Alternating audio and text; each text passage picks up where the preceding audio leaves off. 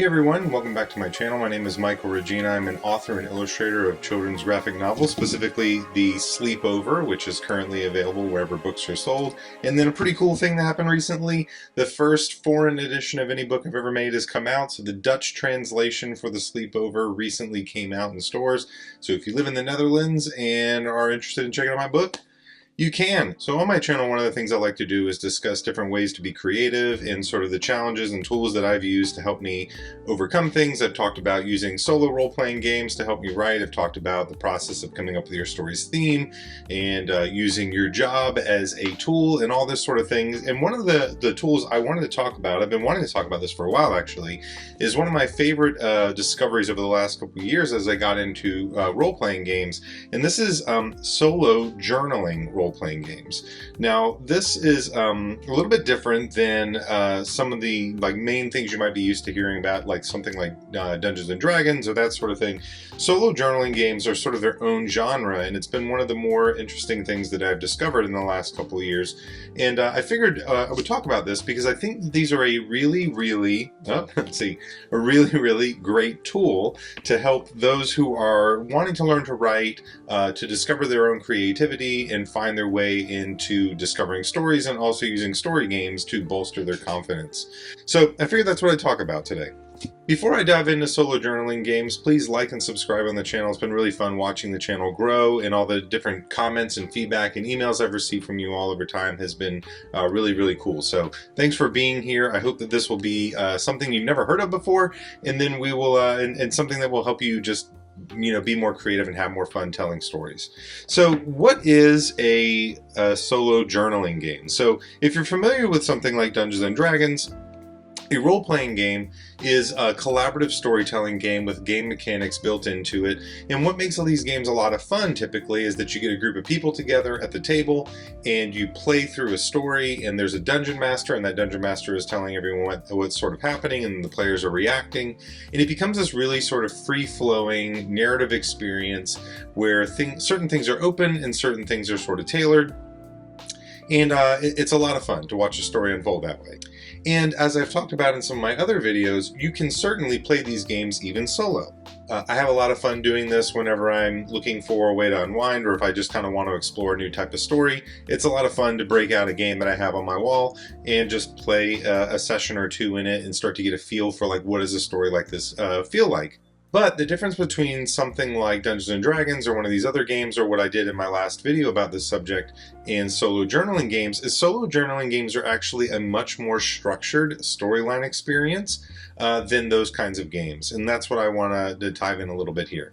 So I've got a stack here of games that I purchased, and I want to talk a little bit about some of the dynamics. I'm going to also do a quick review of some of these, but just to kind of set up the idea. So in a solo journaling game, you are basically going to buy a game that is tailored around a specific subject. It normally has some sort of theme, and the author has been very specific about this game is about this kind of story, these kinds of prompts, and this sort of thing. And what they're trying to do is guide you through a narrative experience. And if you're a young writer looking for an ability, an opportunity to learn how to write, or you just want to take the pressure off of yourself of doing so, that's where these games can really shine, because what they basically do is they do all the setup for you. So if you find a game that you think is really cool, you can purchase it, sit down, play its prompts, and at the end of that process, you're going to have a really kind of cool narrative experience, and it just sort of takes all this pressure off of you from trying to create and generate ideas on your own. So this game, for example, is a game called Artifact. Like I said, I'll talk about this a little bit more in general later on, but this whole game is built around the idea that you are playing as a sentient or magical artifact, and it's being handed down throughout the generations to different wielders and this sort of thing.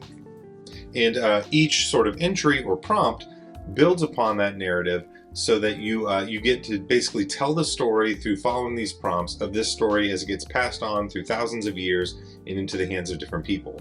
So for example, fantasy is not really a genre that I've spent a lot of time writing in, but since I started playing role-playing games like Dungeons and Dragons and Dungeon World and The One Ring, I've spent a lot more time in these kinds of games, in these kinds of worlds, and games like this kind of give me a framework by which I can play stories and come up with stories and this sort of thing. So just an example of of one of the reasons why I think these are so great. So my wife has for a long time said that she wanted to write stories, and I would often ask her, like, what's the biggest thing holding you back? And the thing that she said was that she didn't know where to start. And so I actually purchased her a game that I'll talk about later called 7 Murders Till Midnight. And I got this for her as a Christmas present because I figured, hey, let's see if this sort of thing might help you tell your own kind of story. Picked it up, and she had a lot of fun creating her own story and seeing how this murder mystery investigation played out. And because it just basically provides prompts along the way, you basically get to discover the story as it goes. So I'll talk a little bit about the way this one works as an example of like how do journaling role-playing games work. So in 7 Murders to Midnight, you play a person who's investigating a series of murders, and through the course of 7 days, you're going to play through prompts and discover who is the person that's guilty, who's the person that's been doing this, and arrive at a conclusion at the end. What's cool about the game is you set up your investigator or the person who's investigating these murders. You also have prompts for each day of the week, because it takes place over the course of the week, and these prompts provide kind of a basic setup for like what is happening at the start of that day, and then you draw a card, and then based on the prompt of that card you determine what's happening throughout the course of that day, and then you play another card that sends you off into a new direction that is often filled with a series of challenges and this sort of thing. So again, it sort of will pose a question, something like this. So for example, let's take a look here. So on day 5, if you were to draw a 3 of clubs, it says the body had been surgically altered to resemble the previous victims, were the other victims altered as well. So it tells you like this is what's happening within the story, and then it asks you additional questions for you to build upon, and then you continue to follow the prompts.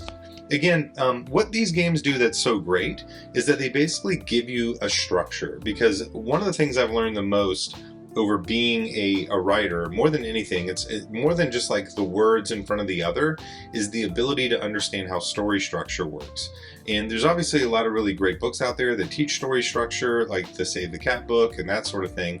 But if you're just learning, it can feel often daunting. And what's cool about these games is that they provide you that sense of structure, because they're going to start off with something, and the journey is going to slowly get more and more intense as it goes along. Then once you get to the end of that game, you're left with this really cool sort of like journal artifact of the experiences that you went through in the game, and you can then take that and do with it what you want. Maybe you want to turn that into your own story, you want to just leave it as it is, the experience of playing the game was great. Whatever the case might be, you're sort of left there with it. What I've so loved about these games is I've spent time playing them and by myself and with other people, is it really unlocks people's sense of creativity. It gives you just enough rails for everybody at the table to be able to have this sort of guided story experience, and going from a beginning, a middle to an end. And at the end of that story, everyone feels like they've collaboratively played into it. And what I've often seen is that someone who might think of themselves as not particularly creative, or that they struggle, at the end of that process, they can go like, wow, that was pretty cool. I can really, I came up with some really cool ideas. And it's often fun to look at someone and say, see, look, you're very creative. You just needed a little bit of help along the way. And hopefully that just helps people see that they have this great creativity inside of them that they can then unlock to go off and do really cool things. But this is one of the reasons why I love role-playing games in general, is that they propel us through storytelling by giving us mechanics to do it, and they provide some rails. In fact, I so love these sorts of things that I'm working on a new graphic novel series, and I had been playing a lot of different role-playing games as an aid to this process of working on this new graphic novel series. I wanted to play a role-playing game and solo role-play the scripts out so that I could sort of allow a certain amount of randomness, and I could bring in new and cool ideas. And I'll be honest, I was playing these very sort of like open-ended games similar to like Vaesen or Tales from the Loop and this sort of thing. And the challenge was that the series I'm working on is very concise, very like structured, and the story needs to happen in a pretty rapid clip. And so I was finding that those games were just providing too much wiggle room.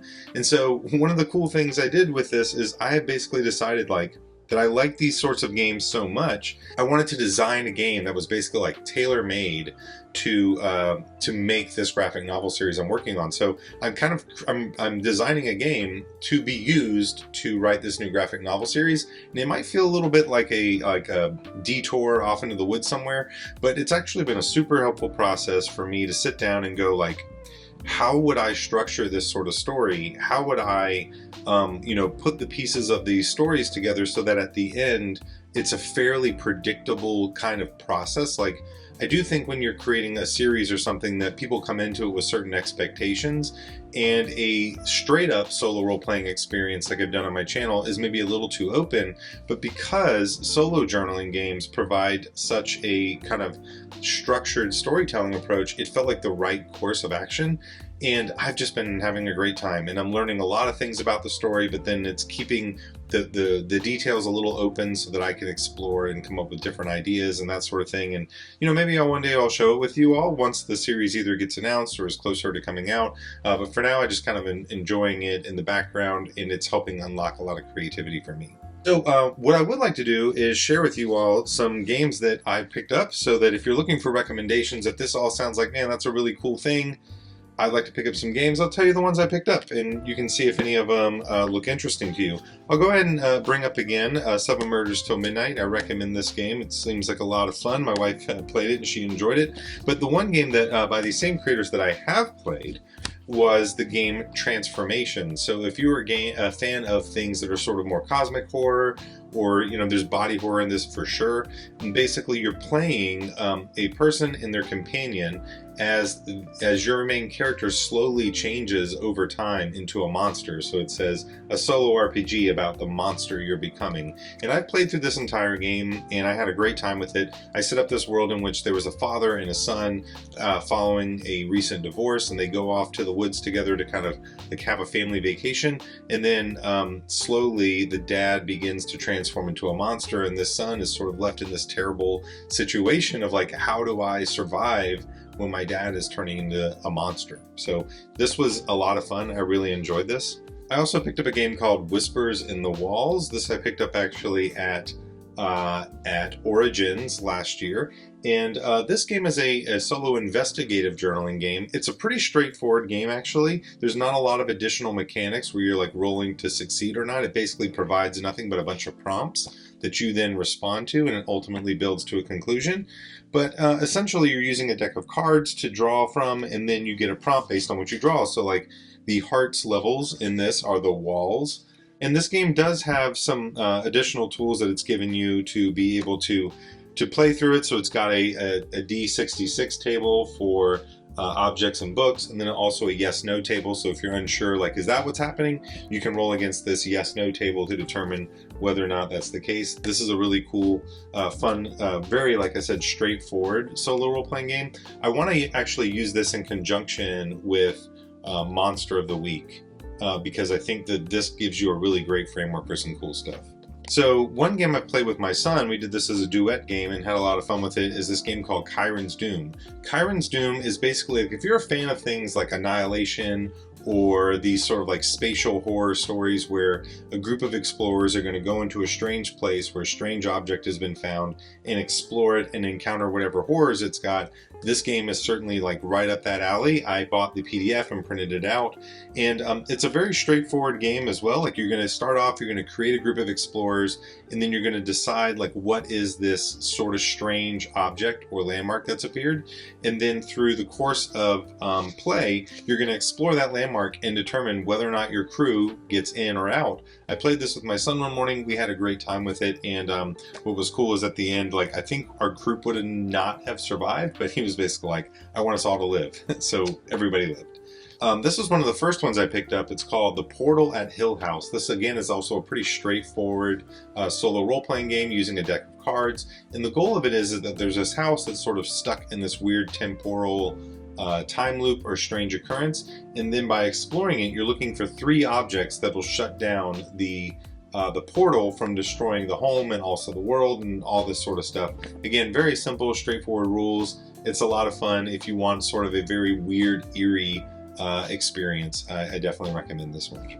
If you're looking for something a little cozier, there is The Last Tea Shop, and this one is a very simple, quick game in which you play as a tea shop owner that kind of exists between the land of the living and the land of the dead. And so when you're playing through it, you basically create teas and you set up teas so that when people come to your tea shop, they are you're basically welcoming ghosts into your tea shop, and you're going to hear their story and what's going on with them before they pass on to the afterlife. Again, a little bit cozier. There's nothing like violence or anything going on. It's a little bit more meditative, and yeah, it's a lot of fun. And then two, I thought I would talk about that I may bring to the channel as a live play are Lichdom and Artifact. And one of the things I've been playing over time has been this fantasy series that is built upon this idea of a world that is kind of recovering from a great war.